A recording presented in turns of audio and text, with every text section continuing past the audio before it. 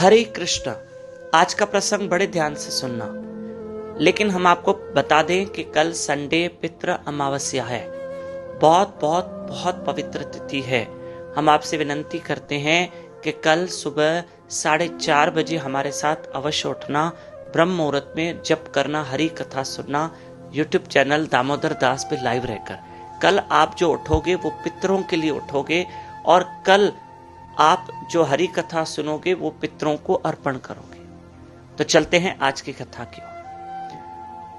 एक डॉक्टर था, उसकी माता ने उसे पाल पोस के बड़ा किया, बहुत मेहनत की, डॉक्टर बनाया, सब कुछ किया। अब डॉक्टर बना, उसका विवाह हुआ, बच्चे हुए, और मां बुजुर्ग होती गई। पिता इस संसार से चले गए थे, और मां ने ही बच्चे को पाल पोस के बड़ा किया था और पिता का प्यार भी दिया था। ऐसे में घर में देखा उस डॉक्टर ने कि मेरी माता अब बुजुर्ग होती जा रही है, बुजुर्ग होती जा रही है, अब उसकी हम सेवा नहीं कर पा रहे हैं। क्या करूं, क्या करूं, क्या करूं? मेरी पत्नी अपने स्वभाव की है, यहां मेरी माता बुजुर्ग होती जा रही है, उसकी सेवा हो नहीं पा रही है। इसलिए उसने अपनी मां को समझाया और अपनी मां को वृद्धाश्रम में लेके गया। मां, चिंता नहीं करो, मैं तुम्हारे साथ हूं, तुम वृद्धाश्रम में रहो। तब मां ने कहा, बेटा क्या उस घर में मेरी जगह नहीं है? मेरे लिए जगह नहीं है? मां मैं क्या करूं? मां मैं मजबूर हूं, मां मैं विवश हूं, मां मैं क्या कर सकता हूं? आप इस वृद्धाश्रम में रहो, हर महीने मैं आपको 1000 रुपया देते जाऊंगा। आपके पास भी कुछ सेविंग होनी चाहिए, इसलिए हर महीने मैं आपको 1000 रुपया दूंगा, हर महीने आपसे मिलने आऊंगा। मां ने कहा, ठीक है बेटा, तुम्हें जो करना है करो, अब मेरा नसीब, मैं यहीं रहूंगी, मैं यहीं रहूंगी। ठीक, तुम मेरे बेटे हो, अब तुम मुझे जहां रखो। नहीं नहीं मां, यहां भी आपकी परवरिश में कोई कमी नहीं होगी। ठीक, हर महीने बेटा आता, हर महीने बेटा आता और 1000 रुपया देके चला जाता और मां से मिलके चला जाता। चलो, मां को एक तसल्ली थी कि मेरा बेटा आता तो है, मुझसे मिलता तो है। ऐसे वो बेटा हर महीने आता रहा, पर वो 40 महीने तक अपनी मां से मिलने आया। उसके बाद उसने मिलना छोड़ दिया। अब न वो पैसे देता, न वो मिलने आता, कुछ नहीं। मां इंतजार करती, मां किसी के द्वारा संदेशा भेजती, हाँ आता हूं, हाँ मैं मिलने आता हूं, मिलने आता हूं, बस ऐसे ही वो करता। समय बीतता गया, बीतता गया, बीतता गया, बहुत समय बीत गया, वो बेटा मिलने नहीं आया।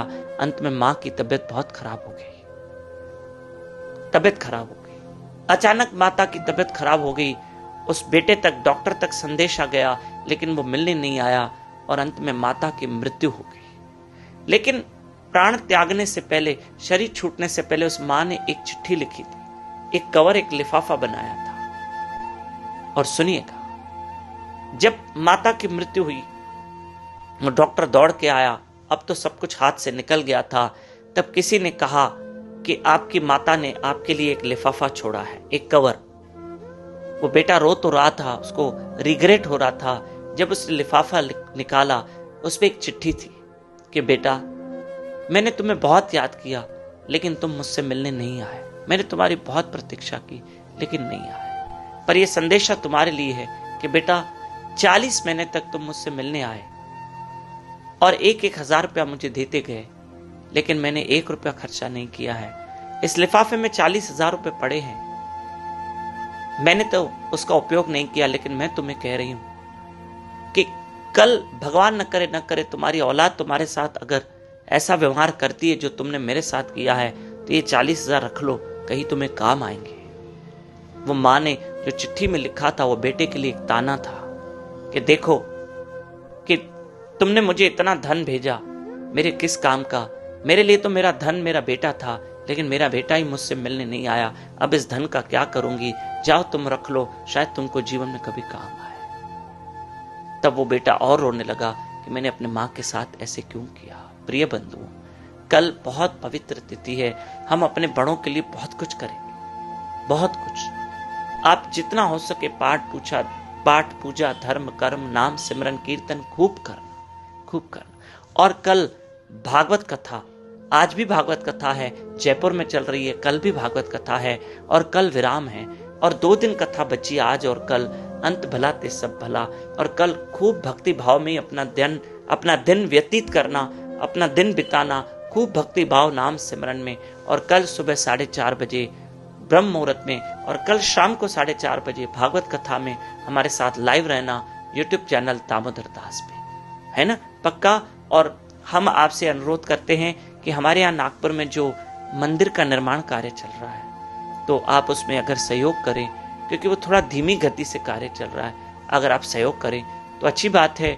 और एक उस दिन जैसे पितृ अमावस्या है तो भूमि दान करने का भी महत्व है, अन्न दान करने का महत्व है, जल दान करने का महत्व है। तो आप जितना सहयोग कर सकते हैं कोशिश कीजिए और आप कर सकते हैं, अन्यथा जहां आपकी इच्छा है वहां कीजिए। कल बहुत पवित्र तिथि है, जो आपको सेवा कार्य करना है अवश्य करिए। हरे कृष्ण।